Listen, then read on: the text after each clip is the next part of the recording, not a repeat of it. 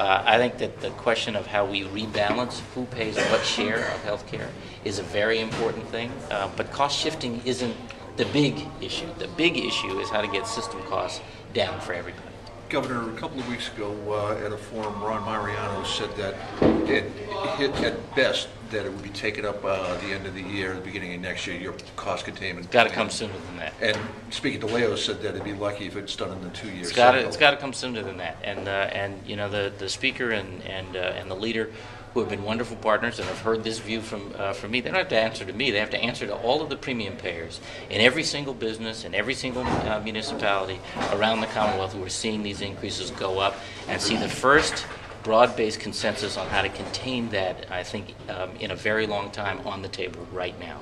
So we need to turn to this this way, by saying this to you and asking you to broadcast it, and asking the public to make their concern known about their sense of urgency about this. The speaker and the leader get that this is a problem, but I think, as I was saying inside, an awful lot of folks are daunted by the complexity of this issue. My point is, we can't be defeated by that complexity any longer. What's a realistic timetable for? Well, you got to talk to the legislature. My view is, finish the budget. Let's turn to this. Governor, it seemed that you were suggesting during your speech that if the legislature did not act soon enough by your standards, that you could implement some of these things by regulation. Well, there are things we're doing already.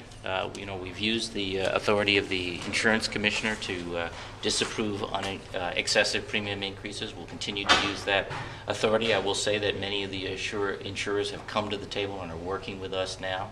We have some new authority under a bill I signed last summer that permits small businesses to buy their insurance in cooperatives, so they get the buying power that big businesses do. That is going into effect now. That will help.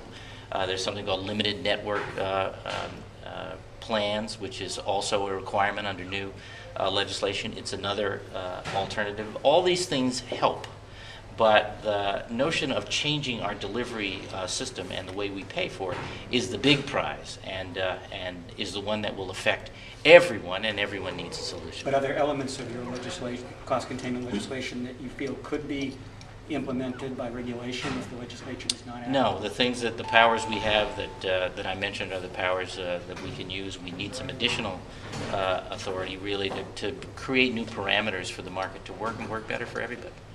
Governor, one of the things that was mentioned in there was the establishment of the tiered network, the mandate for a network that's 12% cheaper. That's just getting underway now, even though it was supposed to have been in effect this year, and the idea, I guess, was in January, and it still hasn't gone into effect because it's got to go through the 90-day opt-out period for it. When you look at something as simple as that and how limited that is, how are you going to be pushing this broader cost containment bill to get through, and the regulations that are going to come? Well, you know, like I said, all of this is complex, but enough already of being defeated by the complexity.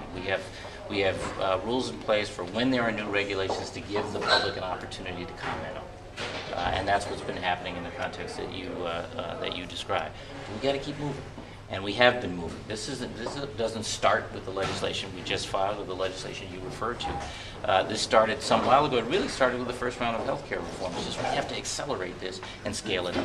Governor, as it appears more likely that the House is going to include community health reform in their budget, which could tie it up until July. Does that frustrate you, or are you resigned to that fact now? Well, I'm not resigned to anything. I know that the Speaker may, he hasn't confirmed this, but may include the plan design bill in his budget, which is due to be filed, I think, in the next couple of weeks. The question then is can the Senate take it out of the budget process and act on it sooner? And that's a question I put to the Senate President. But let's see how all that plays out without speculating. Governor, are you getting buy-in from the hospitals on this plan, or are they part of the reason this is held up? We have had the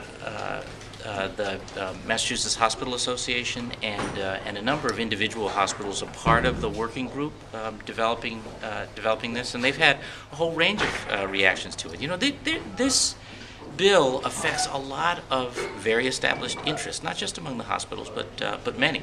But I think the hospitals realize, and Lynn Nicholas is a marvelous leader and a great partner. They realize something's got to give.